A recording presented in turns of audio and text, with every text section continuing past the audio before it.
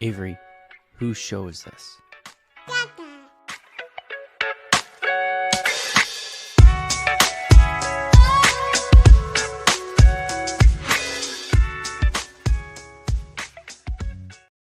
And we're live. Welcome, everybody, here to the Lakers Lounge Podcast. I'm Anthony Irwin, Senior Lakers Insider for Clutch Points, joined on this fine, somewhat now morose Monday evening by Harrison Fagan of SB Nation and of, well, you're not really of Silver Screen and Roll anymore, right? You're just like of SB Nation? Not really. Yeah, just pretty much SB Nation. Yeah. Yeah. I mean, I'm always spiritually of Silver Screen and Roll. That's my baby. You know, that's my blog home where I came up. But yeah, Am I allowed I to don't say know that that? I've written there in over a year.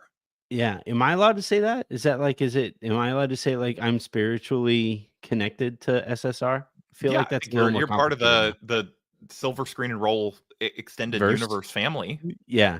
Like, yeah. In one of those universes, I don't get laid off and the numbers are still good.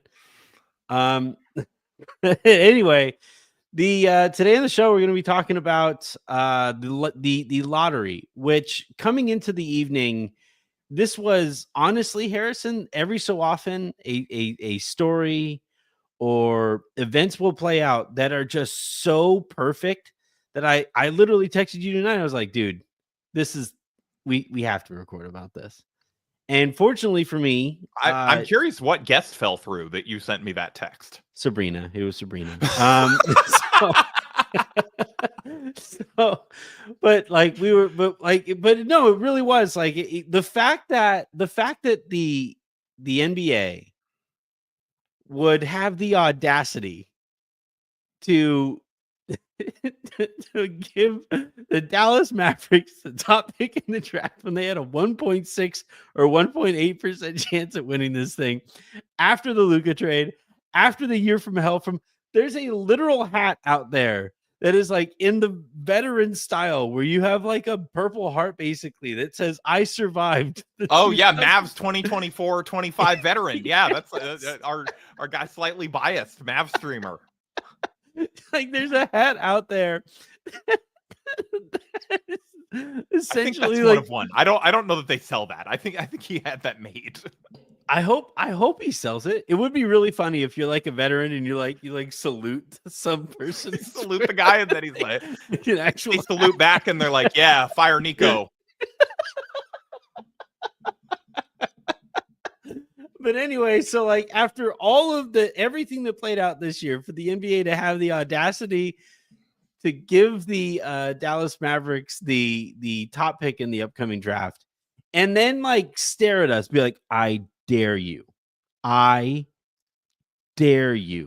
to say this was rigged. I dare you. And you know what? I will, Adam. I will say that you rigged this thing. I will say that the lottery is set up. Hear me out, Harrison. I really want to pitch you on why I think the lottery is the perfect thing for the NBA to rig. Because how do you not just have a tinfoil hat in your desk at this point? I feel like it's under the hat. I feel like you should just have one ready. Like we need to Amazon wish list this for you or something, like a permanent one. I should you know what? Costco sells like a roll of tinfoil paper that you literally just pull sheets out of. It's not a roll that you have to rip. You just pull sheets. I'm just going to put that here on my desk. Alexa, yeah, I think you need add tinfoil sheets to the Costco list. Thank you. So but no, hear me out, Harrison, because I truly believe that this is a rigged system. I truly believe it. I know that I'm going to sound ridiculous. I know that I'm going to sound like a lunatic. And I think that's the point, because the NBA, think of all of the most important lotteries that have played out, or the most notable lotteries that have played out.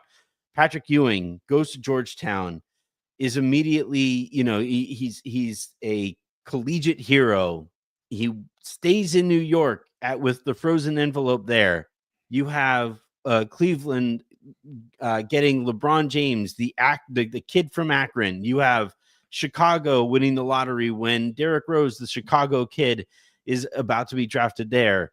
You have the New Orleans Pelicans getting Zion Williamson, right after the Pelicans and the Lakers just had arduous negotiations that ran for a year, and eventually you had Anthony Davis wearing a "That's All Folks" shirt, and eventually goes to the Lakers. They somehow win the lottery that is about to get the next superstar. And I mean, AD to the Pelicans after they lost Chris Paul. Yes, yeah. The Chris Paul says he wants out. They somehow, some way get AD the year after they trade Chris Paul. You have Victor Wembanyama. The San Antonio Spurs are kind of reeling, and they are kind of a darling of the NBA. So they just so happen to get him. And Victor Wembanyama pumps his fist when he sees that the Spurs win that lottery too. And it's the kind of thing that like you can hide in plain sight. And if anybody challenges you on it, you're like, oh, come on, take off the tinfoil hat, stop being ridiculous. Look at this really long process that nobody ever can actually fully explain without boring you to death. And it's like it's a purposefully boring and arduous process that you have to try to explain to people. You have zillions and zillions and zillions of ping pong balls that, you could just say, by the way, nobody is allowed to bring in a phone to videotape this process. Nobody is you go into this dark room. They videotape the lottery. No, but like nobody's like independently allowed to. Nobody's allowed to like take in their cell phone and actually provide the any kind of information on the process until after it's all said and done. Here's this big long thing that at any point anybody could step up and say, like, man, it sure seems that a lot of these lotteries go in the direction that the league would stand to benefit really, really well from. And if you point that out, you sound like a lunatic. I know I sound like a lunatic right now, but the fact that they just did it again, and Dallas, not only did they win the NBA lottery, they won the WNBA lottery too. They're like, you know what? That Luka trade was rough. Like, we need to save basketball in Dallas. All hands on deck. Number one picks for both teams.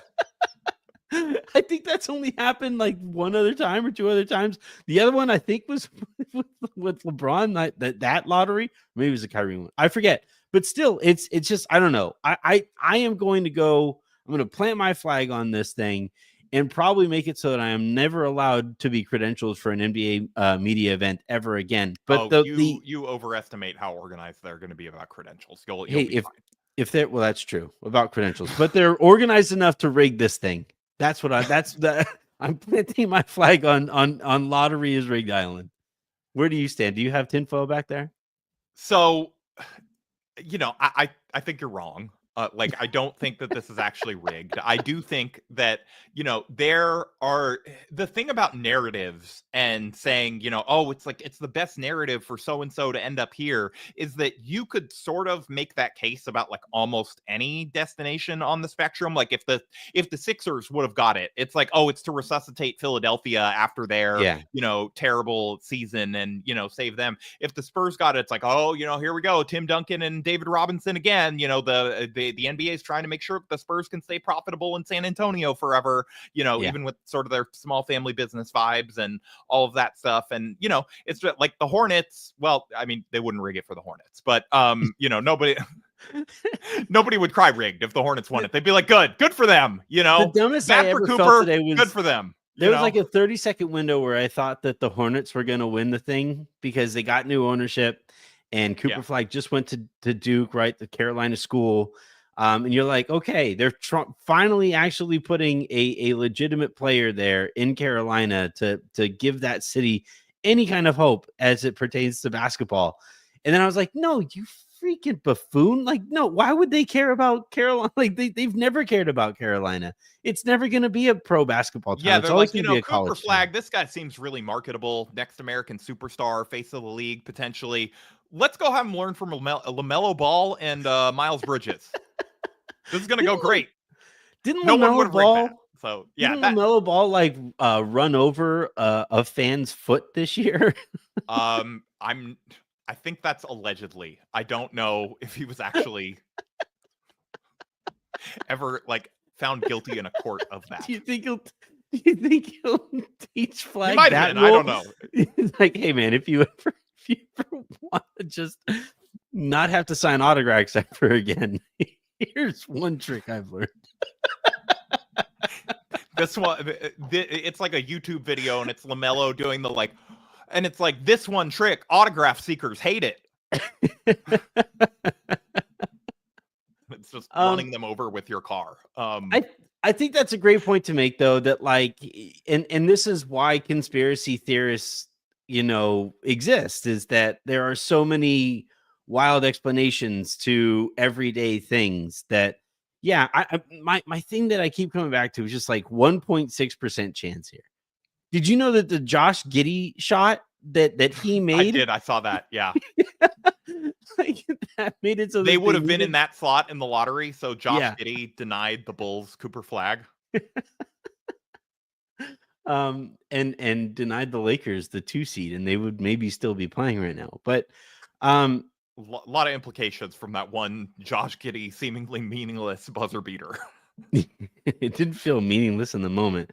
What do you think about the Flagg to Dallas thing? Do you think this makes Dallas, improves the mood in Dallas so much that Nico can actually talk to Rob on the phone? So I'm going to say really quickly about the rig thing. Okay. Even if, just really quick, like I don't think that it is rigged, but if the league did it, honestly, this was the right call. Like, I think Dallas fans deserve it after the season that they've had. I can't even be mad about it. It's like, you know what? Fair enough. Yeah. Like this was, if you're going to do this time, I'm fine with it. It's like LeBron getting drafted by the hometown Cavs and, trying to bring a title there. It's like, okay, that's the thing. Even if this was rigged, I could get behind it. I don't think it's rigged, but even if it was, Mavs fans, you deserve it.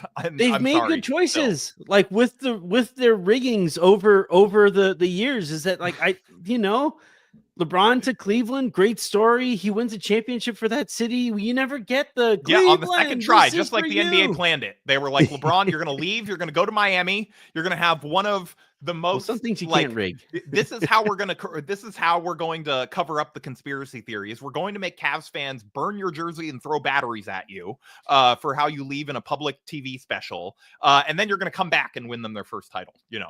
But David Stern wrote it all out on a napkin at like a Starbucks. He was like, I'm not saying that the whole thing is scripted. I'm not saying that the whole league is rigged or anything like that. Although it does now appear that the league, they were like, look, the Lakers are screwed after LeBron. What if, Nico, you think he's fat anyway? What if you just send him to the Lakers and then we'll promise you the top pick in the next draft. You get a white American kid in Texas. How happy will you be? See, the thing is like, I just don't know that I don't know that the NBA is competent enough to pull something like that off without it getting out based on like a lot of their other actions over the years. And like, I also think like, if you're Nico Harrison, what's the upside in that for you? It's like, oh, cool, I get to be hated forever and my kids get bullied at school because like, but at least we're going to get Cooper Flagg. Yeah. No, and so the reason I apologize to Mavs fans in part is that I don't know. Are we sure Cooper Flagg is going to be a Mav? Well, that's the thing here.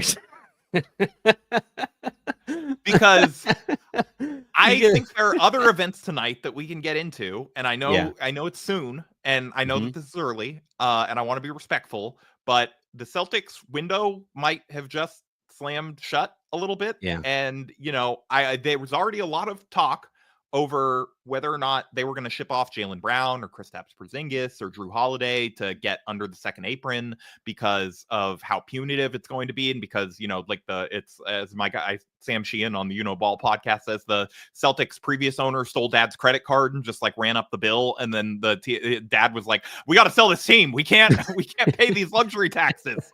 And so they got a title out of it, but there was already, even before they were down against the Knicks, going into this there was sort of a last dance vibe with like this core. This is probably the last run for them because financially and in this new, apron world, shout out to Rob, it's not going to be feasible for them to sort of remain at the payroll level that they are and still be able to keep refreshing the back end of the roster and stay in contention.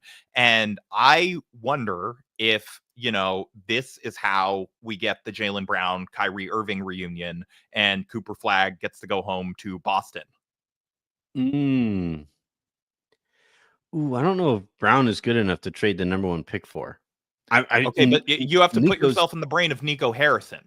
Yeah. There's a 3-year window here, Anthony. What happens at the end of 3 years? I don't know. I'm starting to worry he knows something that we don't know, like that the world is going to end for sure. Like he got word from the bosses. Now it's all over in the next 3 years. We better try to win it now. I mean, if we're entertaining ridiculous trades that Nico Harrison and only Nico Harrison is dumb enough to make, then I feel like we got to talk about the one that I am being accused of engagement farming for. Have you, like, that term is a hilarious. Well, somebody accused me of that this morning, and they were right. I mean, I was definitely joking. That's about, the whole point of Twitter, Harrison. Yeah, people now get paid for Twitter. Well, I was doing it just because I thought it would be funny to have the Lakers trade not a package for Giannis that I was proposing, not include Austin Reaves and have the 1 first-round pick in it be top 8 protected. I was very proud of that detail. So I was absolutely engagement farming, and if they called me out for it, 100%, you got me. All right, so here's what I put together. I'm not going to show the first one. The second one is the funnier one. Ooh, that's a bad picture. Well, anyway, here's the picture of it. The Lakers would be receiving Klay Thompson, Daniel Gafford, PJ Washington, Max Christie, and Cooper Flagg. And the Mavericks would be receiving LeBron James. Did you put this together before Cooper Flagg was the pick? Or was no, as soon as they won the lottery, this is where my brain went. You think they're trading Cooper Flagg for LeBron? Your old LeBron? I mean, Nico Harrison, everything. I like that they get Shake Milton. You got to have like some more player. You got to balance out the roster math a little bit. I think. Yeah. And they get the point guard of the future and Bronny James too. Obviously, Bronny has to be in the deal. Yeah. Yeah. But yeah, like, all right. So here's my thinking beyond just being absolutely and utterly ridiculous and stupid. But my thinking on it is that Nico Harrison owes everything in his life to the relationships he built at Nike. The Nike athlete now is LeBron James. Yeah, but LeBron wasn't one of his guys, I don't think. No. But I'm saying like LeBron is the Nike athlete, and this is the most annoying part of this. All right, so but the LeBron is the Nike athlete, and he just played the best defense of any Laker on this team during this run, which is probably why they were out in the first round. And yeah, kind of, again, he was great. I'm not taking anything away from him.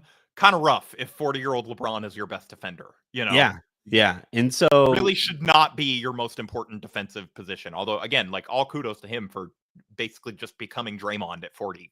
Now, I do see a lot of people here making the point that Nico will trade Cooper for Giannis. That's actually like if he traded Cooper Flagg for Giannis, I don't even think if I were a Mavs fan, I would be that upset about it. Like that's fine. I'm nervous. I would be a little AD work.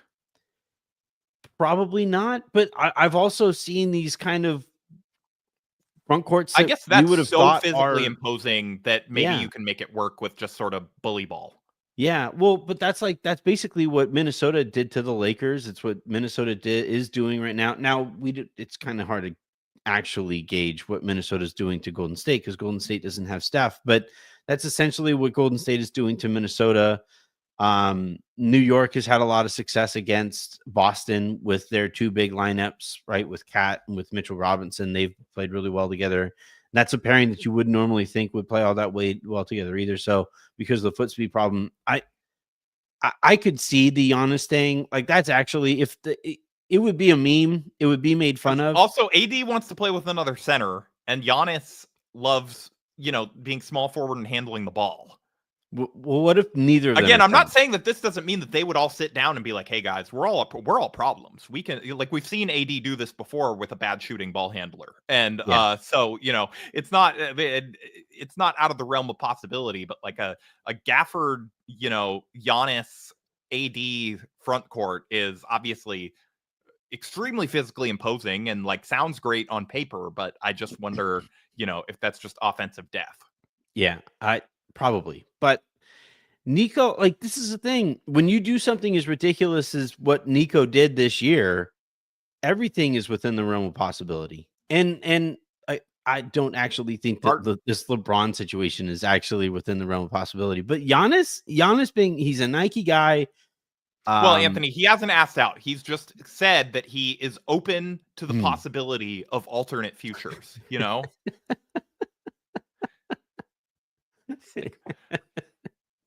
Truly ridiculous. This is like when you're both of us, this is a bad analogy for me to make because both of us our parents are still happily married. But this is like when your parents come in and they're like, we're just going to live in separate houses for a while.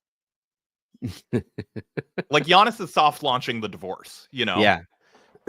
Well, like the Giannis thing is funny because he's the guy who always gets a lot of credit for these thoughtful responses that are all just complete verbal diarrhea sessions. They are terrible, terrible answers. Like, did you see the one that he got a lot of credit for when he was talking about like his parents and stuff like that with Tyrese Halliburton's dad getting in his face? I actually thought that was I thought that was reasonable. There's a clip of him playing photographer because all right, I'm fine with him talking about his parents being humble and stuff like that because I'm sure they actually are.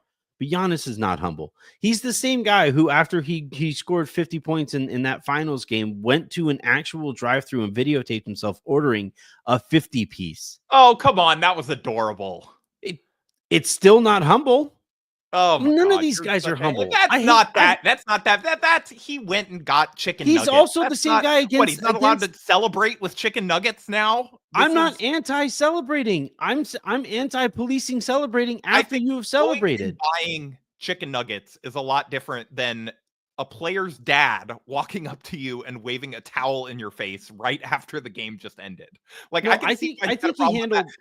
That's a slippery slope. Like, what if Giannis was not sort of as under control as he? Like, what if Tyrese's dad had done that to like Bobby Portis? Like, he might be dead right now.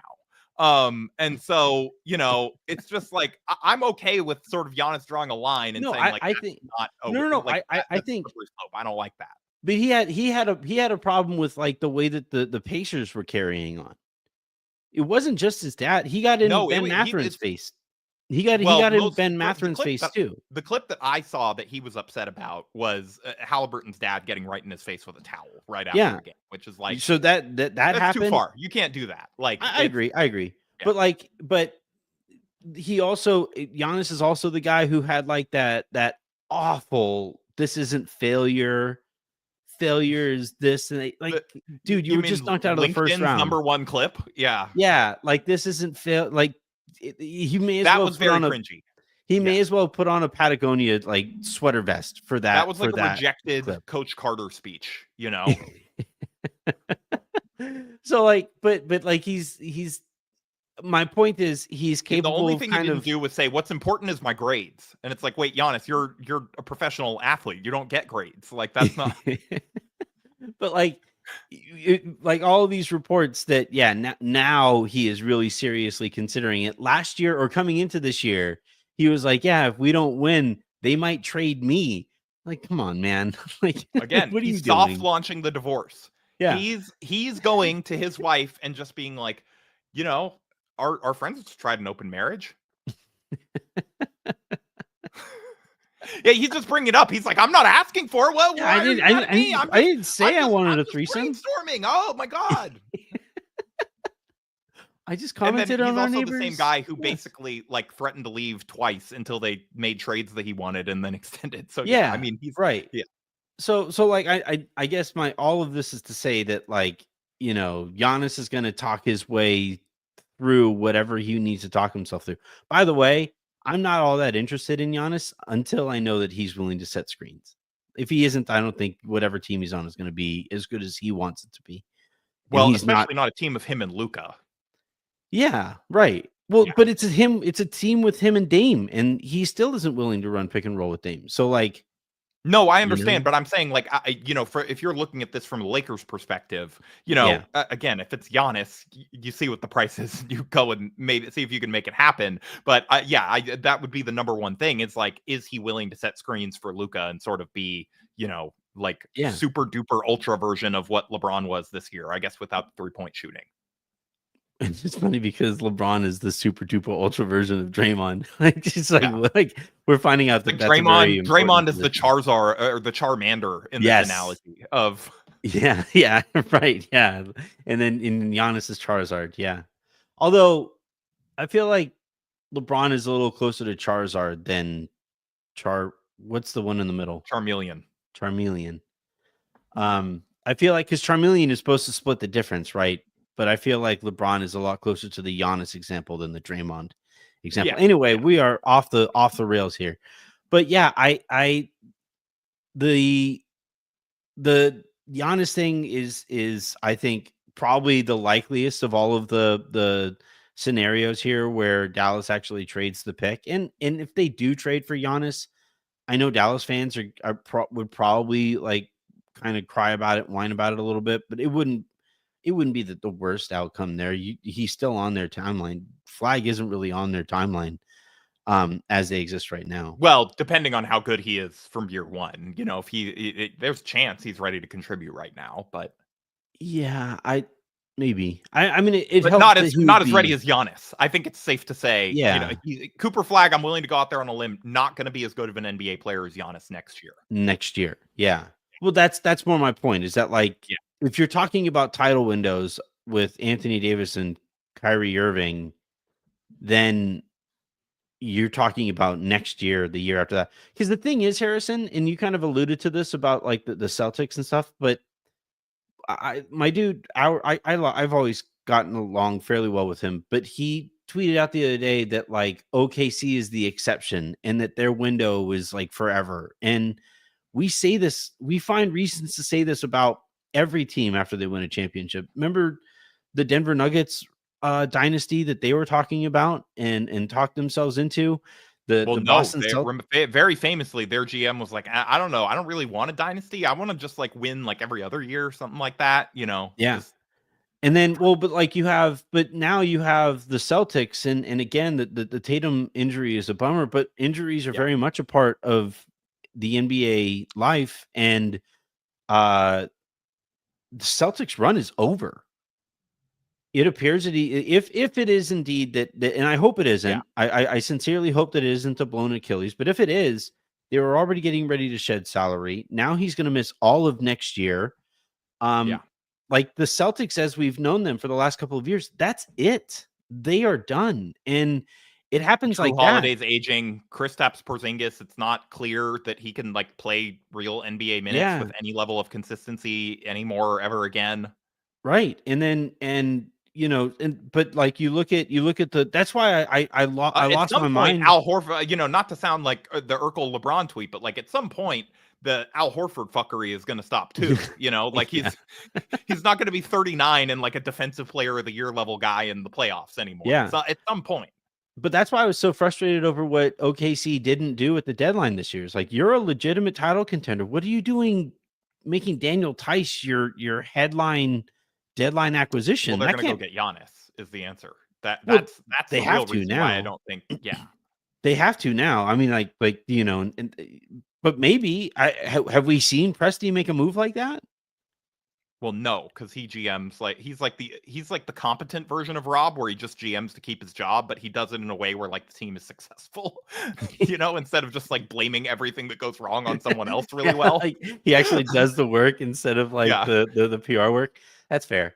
But yeah, this notion of windows here with Dallas, if Nico Harrison is that window obsessed here, maybe Flagg is immediately willing to help, but you have Kyrie coming off of a blown ACL and a bad ACL tear too. Like that one was a brutal one. You have Anthony Davis, who may or may not need surgery on that abdomen going into the summer. You have Cooper Flagg, who just turned 18, right? 19. I believe he's 19. 19. Yeah.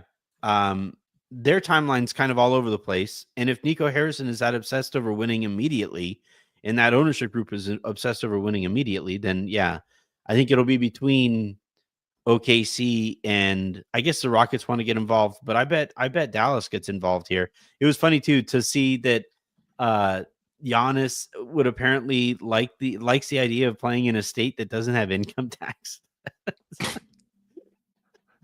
Surely the kind of thing that is on the mind of somebody who hasn't thought of any of this before. Well, again, Anthony, as you open yourself up to the window of the multiverse of futures available to you, sometimes you consider, hey, it would be nice to not get taxed. Yeah. Does Mark Cuban, if the Mavs trade for Giannis, does Mark Cuban take credit for signing Kostas all those years ago? Like, he definitely tries, right? He's like, yeah, we got the word out that Mavs are a quality organization. And then I sold them, and we weren't. Yeah. And Adam Silver helped us out, and now we have Giannis.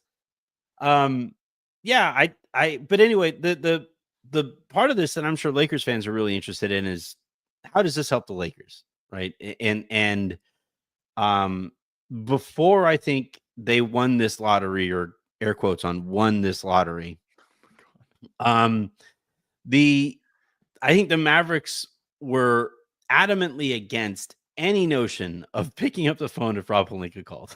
Like, would you? No, of course not. Of course not. The last time you took his call and agreed to something, you got like threats on your life for 3 months. You're like, oh, cool. I can't go to work safely anymore. I can't watch from a chair. I have to stand and watch these games from a tunnel. Yeah. With a security guard right next to me. My boss is making me do media with media availabilities where they're just like yell at me for 2 hours. Fans root on the media. Harrison, you know how bleeped that situation is? Yeah, that actually is true. Yeah, that's I hadn't thought about that before, but do you know how bad you have to mess up for fans to take the media side over yours? Yeah, right. For Texans to believe in journalism? Like, how dare you disrespect Tim McMahon? But yeah, so now though, I kind of feel like this is one of those things where there's that clip that went around of the Mavericks kind of war room when the lottery was going on, and everybody's jumping around, knocking chairs over. And Nico is like, thank God I keep my job. And side note, I love that Nico was not either on the stage or in the back lottery room. He was just like, nope, I'm not being on TV tonight unless something goes really, really well. No, he was there. I saw him on that clip.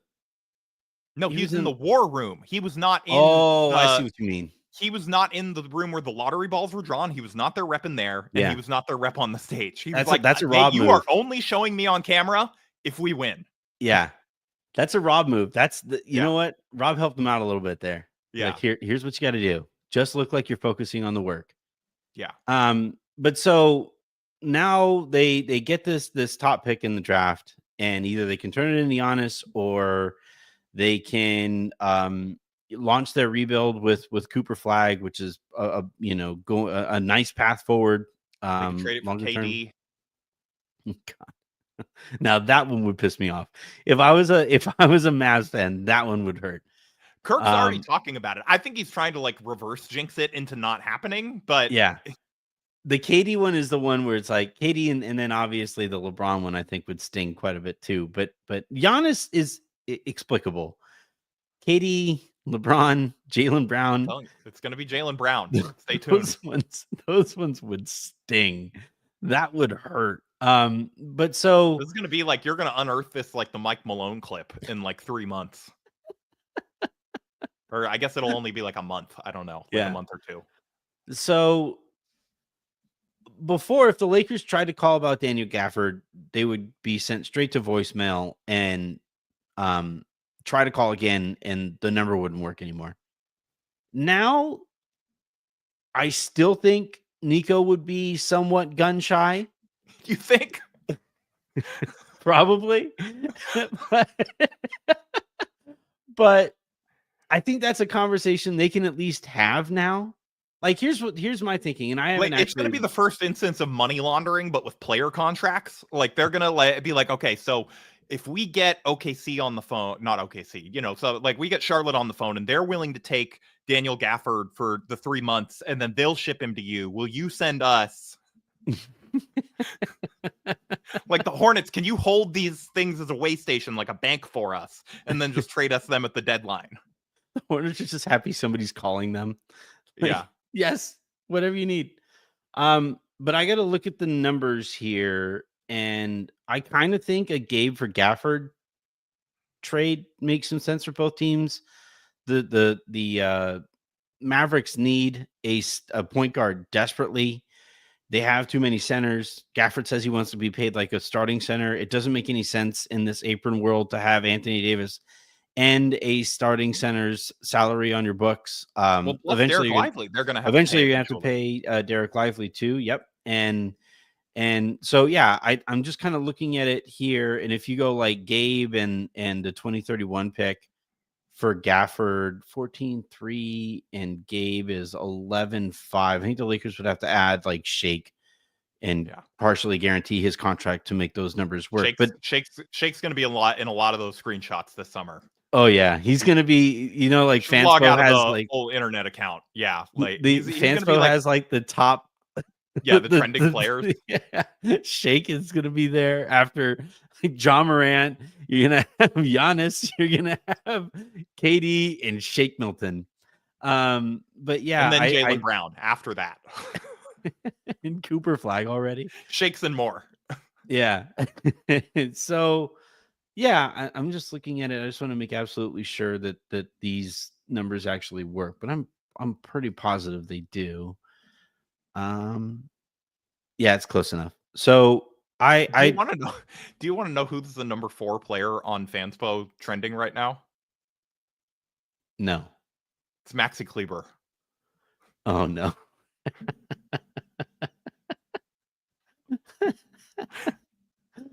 That makes sense. Do you think he's actually getting traded? I don't think he's getting traded. I don't know what team would take him unless you're like teams do deals for like expiring money like that. I feel like that's a deadline thing. That's not like an off-season thing unless it's part of a bigger trade and you're just trying to like reach a number. I'm more thinking of it from the Lakers standpoint of Luka wants to keep his guy around and the Lakers can say, hey, he's technically center depth, even though he's more of a forward. Does Luka want to keep him around? I guess I'm like not that plugged in on this anymore. That was his guy. They came over in the trade together. They were really close in Dallas. I mean, like maybe Luka is that right? Kind of the Lakers have so far, Harrison. Like I'm sure they're going to extend Dorian. They've already brought in all of Luka's trainers and stuff like that. Do you think there is a more cush job in the world than Luka Doncic's nutritionist, his dietitian? Like what does that guy do? Luka, maybe a light beard? Nope. Okay. All right. You do you, King. Burger King. Shit. Okay, Nico Harrison. I'm sorry. I'm just not used to living in a world where I have to worry about how in shape my NBA superstar is. We went from Kobe to LeBron. You had Shaq. That's true. And AD was never in the greatest cardio shape. He was eventually traded. Yeah. And this was before I was doing this, Yeah. Could you imagine how we would have handled the Kobe Shaq years with a podcast? Would have been some great podcasts out of that. But yeah, what do you think of the notion of the Lakers are, I still keep hearing that the name that comes up most often is Claxton. That is most closely kind of linked to the Lakers, but it is a bit of a math problem there in Dallas, and they do need a starting caliber point guard. And Gabe is that starting caliber is doing a lot of work there, but he's a point guard. I was going to say that's the Cheeto holding the door shut meme is like starting caliber on Gabe's name. But they need a point guard for probably like 3-4 months of the season or so, and then you start getting to the point where you start hearing more and more and more about Kyrie healing. But yeah, what do you think about Gafford as a possibility, and tonight maybe helping the Lakers out in those conversations? Yeah, I mean, I think Gafford is the ideal candidate in the sense that not only is he the type of lob throwing big man that we know Luka likes, we've seen Luka play with him and have success Mhm. with him. So there's tape on that, like we already, it's not something like with Mark Williams where you're sort of guessing and hoping it'll work, and or where Jackson Hayes is like, yeah, he's probably going to get better next to Luka, but we don't know for sure and we don't know how much better. It's like with Gafford, you've seen them play together. Yeah, it was a different context, different coach, like different teammates to some degree, but we know what that looks like, and we know that him and Luka have good lob chemistry and can make that work. And so, I am not sold on the feasibility of it, just because like I genuinely don't know how, if you're Nico Harrison, you go to your boss and you say, I'm going to make another trade with the Lakers.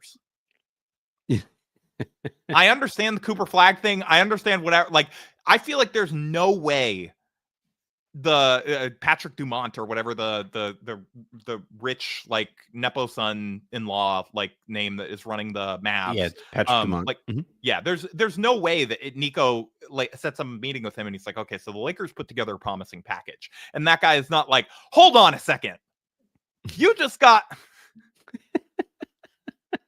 There's just no. I just don't buy that. The That whole is. reason Adam Silver had to give us the number 1 pick in the first place is because you spoke to Rob Pelinka for way too long in a coffee shop.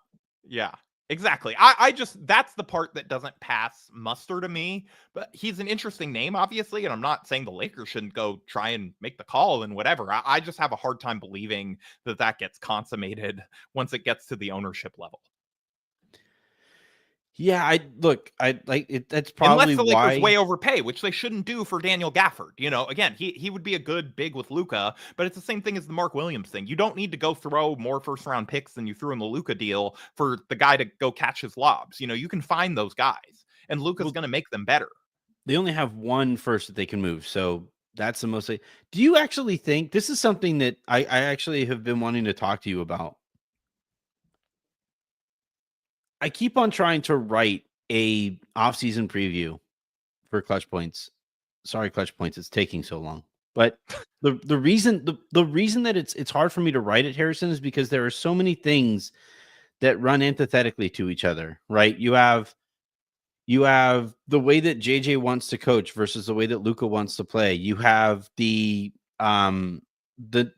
changes that need to be made to the roster and how few assets the Lakers have right now to make those changes. And you also have Rob Pelinka operating the way that he has in the past, where he has never entered a season without a first round draft pick in his back pocket, if not multiple first round picks in his back pocket. And if they use that first round pick on like a Daniel Gafford, that doesn't feel like a Rob Pelinka trade to me. You know, that's not the guy he would use a first round pick on, I mean, he and almost so used one on Mark Williams, yeah, but that's like a younger allegedly. center. That was a younger Yeah. center on his rookie contract, former higher pick.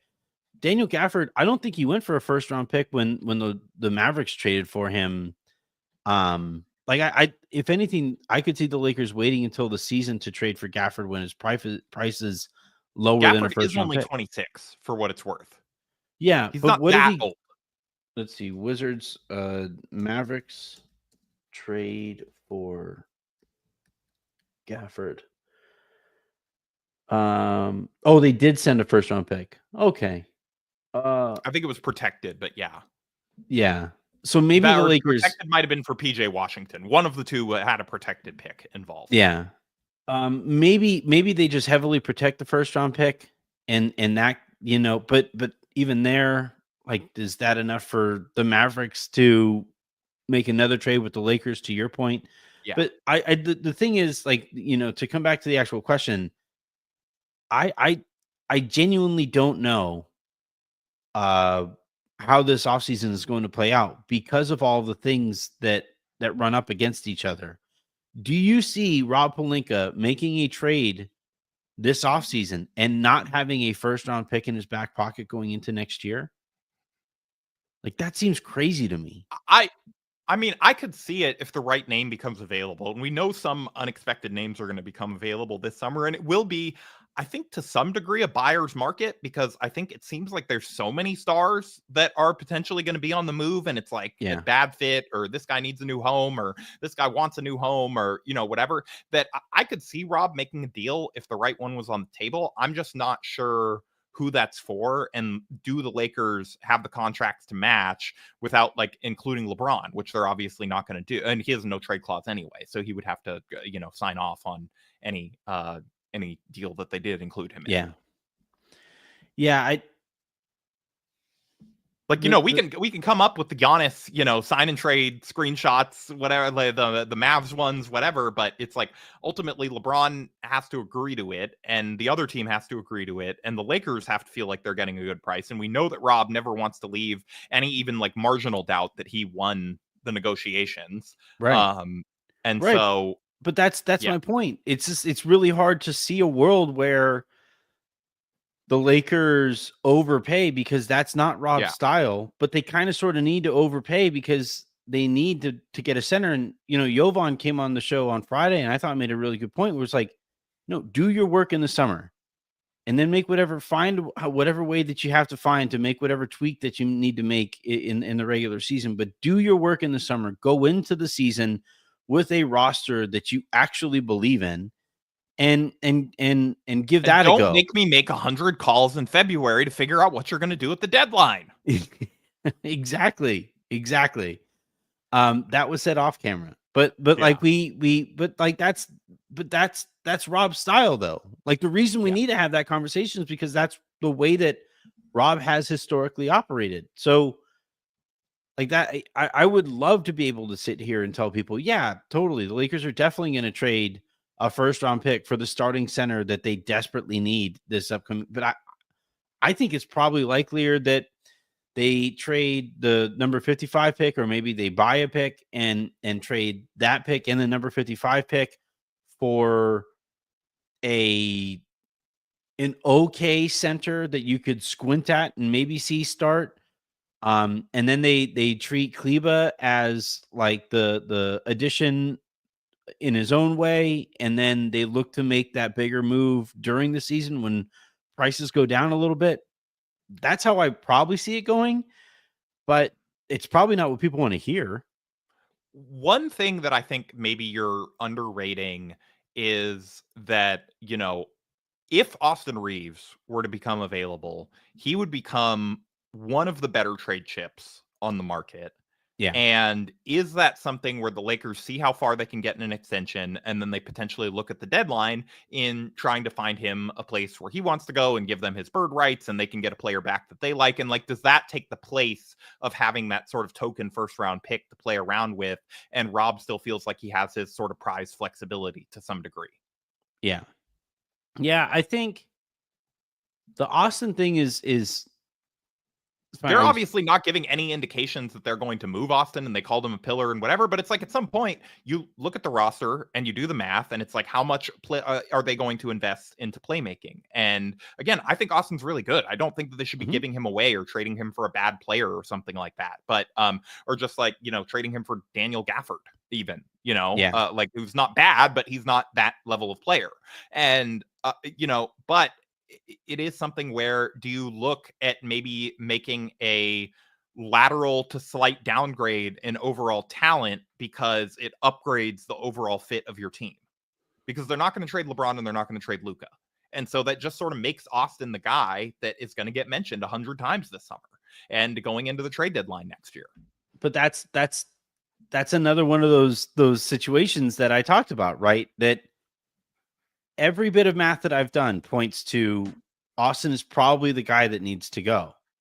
Every time I look at this roster and the assets that the Lakers have to work with, I always come back to, and it's a bummer. I really like Austin. I really think he's going to be a good player. Whenever he goes somewhere and he gets more responsibility in the offense, he is going to look really good. I can definitively say that. How good that'll go in the postseason when the athleticism and stuff steps up, like, we'll see. But it would suck to see him go. But yeah, like, that's the math there. And then, riding up against that seemingly, I don't want to call it inevitable, but almost difficult to maneuver around kind of decision. Butting up against that is the way that the Lakers see Austin, where like he is probably Rob's biggest win. Think You know, the Luka trade now. before Luka, Yeah. but I would say like biggest legitimate win, right? The one that like other executives. The scouting department found him. Like, how much of that is on Rob? Like, you're telling me Rob was grinding Austin Reaves tape? Come on.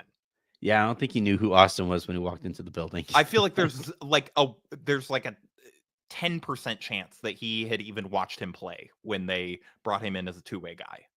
Yeah, probably not. I mean, from what 10%, he'd probably watch him play. He probably was not intimately familiar with his game. Yeah.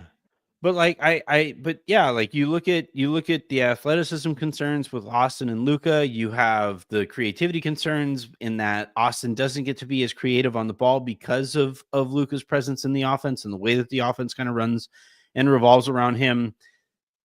It's just difficult to see this roster and this offseason and the moves that the Lakers need to make much sense with Austin still there. And we'll see how things go when things come to a head. I still think the likeliest scenario here that the Lakers offer him the max extension. He turns down the max extension because he is worth more than $22 million a year. Yeah. He undoubtedly and objectively is worth more than that per year.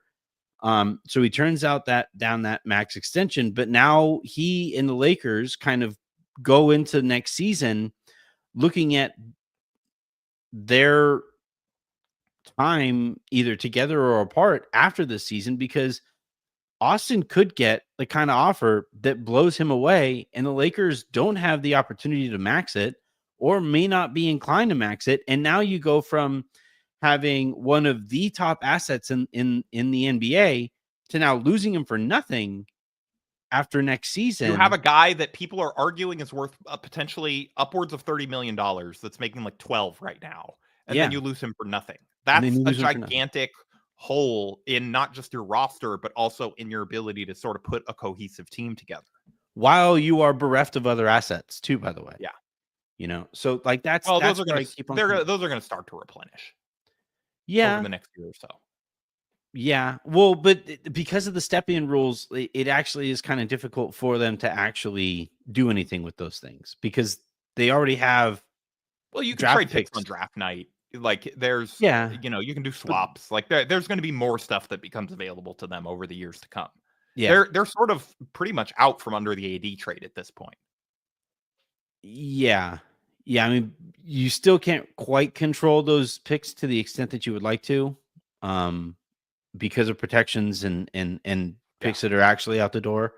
But yeah, you're right. And look, what really helps them is the fact that they were able to get Luka without giving up everything that they didn't have nailed down. So that's the only reason we're even talking about them being able to upgrade. Is like if they had thrown sort of the true Luka's like if the Mavs would have opened it up to league-wide bidding, the amount that the Lakers would have had to offer to outbid that, if the Mavs were not just so dead set on getting 80, which seems like they are, but like if the Lakers had been forced to pay a higher price, we wouldn't be talking about, can they upgrade for a center? It would be like, well, this sucks. Like they got to let LeBron go, I guess, and try to sort of do rebuild around Luka, sort of like sell out, do sort of a gap year and try to make it work and whatever. Like they would not be in as good of a position if they didn't hadn't held on to some of the assets that they did in the Luka trade. That is kind of the final point that I need to make here. And actually, it is kind of an answer to a super comment that I saw from earlier. So I'm going to play this really quick. Obviously, well wishes to Jayson Tatum. I clicked on it and I was like, no, too late now. Yeah. All right. So the starred comment here, I'm going a little out of order. But JK Productions writes, the thing that haunts me is we are losing a 1A superstar for nothing when LeBron leaves. That's tough for any team, and the Luka era is handicapped. This year might have been the best shot at a title. I think next year is still their best shot at a title because of everything that we've been talking about here. Because you have an off season to sort of reformat the roster to just balance it out a little bit more. But I think this is like, I understand what the person's saying though, because we don't know that LeBron's going to be this good next year. Yeah. Oh, totally. No, but I think the point that I want to make in regards to this, and I think it's a good point, good question, is that this is the reason you have to trade Austin, because him and that first round pick and that number 55 pick, like what, all of everything, all of the expiring contracts that the Lakers have, like this is probably the Lakers' best opportunity at getting that 1A superstar for after LeBron leaves, while LeBron is still there. Because after you pay Austin, your books become more complicated. Yeah, you do have potentially more picks to potentially work with, but you're not going to have all of the expiring salaries that the Lakers have right now. Like this is, it is a bit of a perfect storm where you're looking at this, and again, I say this liking Austin and liking his game, and it would be a bummer to see the best story that has come across the Lakers sphere in the last few years will now probably not be on this team if I see it playing out the way I think it might. Um, you have to take advantage of this kind of opportunity when you have Austin on this kind of a deal, and he's seen the way that he is seen around the league at the position that he plays too, by the way, which is really important, offensive initiator, all that stuff. I just think like this is the time where you move Austin and that first round pick that you have and whatever else you have to, and you go out and you get Luka, whether it's the starting center that he needs or the 1A star, or who would right now be 1B because you have LeBron still, but you go out and get that guy who fits Luka's timeline and you can comfortably see building around here moving forward. I don't think Austin is that guy. And he's about to be paid like that guy. I just don't know how well he and Luka fit moving forward together. Well, he's not going to be paid like that. I mean, he's not going to get the max. Yeah, he'll be like a $35 million, $32 million player. Like that's not nothing. No, it's not nothing, but it's not like the maxes we're talking like max players Yeah. are getting up to like 50, 60 million now. So Right.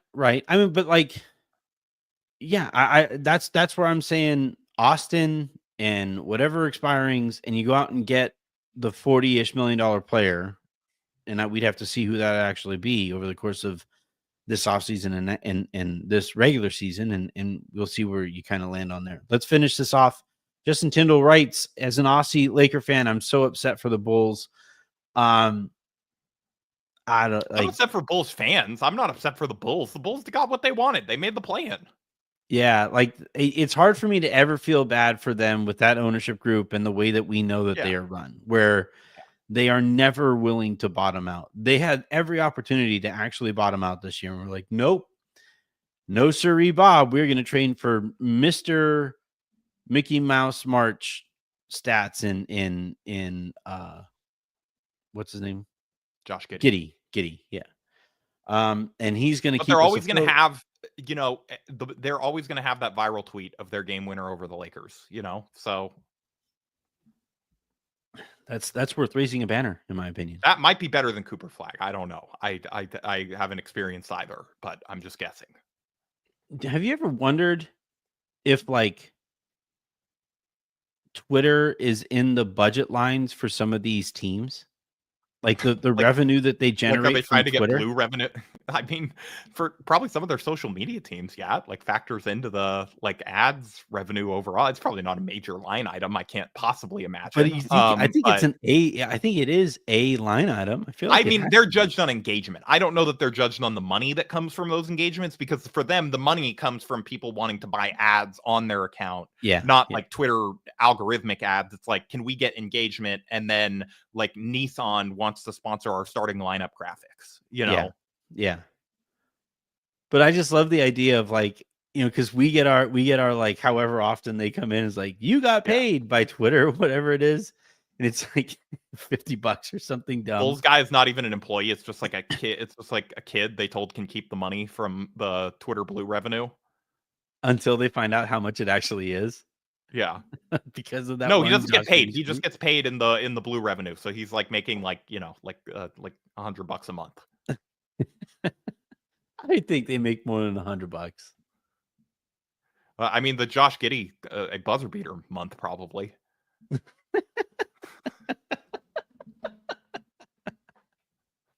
All right, that's a perfect spot to the Josh Giddey buzzer beater one. Yeah. All right. Yeah, that is going to do it here for this episode of the Lakers Lounge podcast. Thank you, everybody, for tuning in. Thank you, Harrison, for popping on. Quick reminder, please hit that subscribe button. Please hit that like button. Please hit that share button. All of those things help the show. And yeah, until the next time you guys hear from us, I am Anthony Irwin. That is Harrison Fagan. Have a great rest of your evening. Make somebody else's. And Dallas Mavericks, please give us Daniel Gafford.